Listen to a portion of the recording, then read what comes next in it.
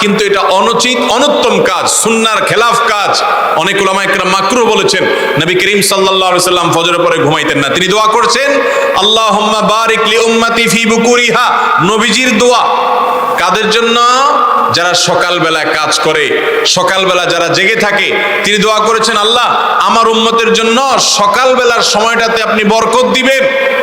এই জন্য যে ছাত্র সকালে পড়ে, যে ব্যবসায়ী সকালে ব্যবসা করে, যে কর্মজীবী সকালে কাজ করে, তার জীবনে বরকত নেমে আসে। দুপুরে ঘুমের কথা নবীজি সাল্লাল্লাহু আলাইহি সাল্লাম বলেছেন। এখন আমাদের সমাজে দুপুরে ঘুম নেই, সকালে ঘুম আছে। যখন ঘুমানো যাবে না তখন আমরা ঘুমাই, যখন ঘুমাইতে বলে তখন আমরা জেগে থাকি। অর্থাৎ কোরআন হাদিস যা বলে হুবহু তার উল্টা করি।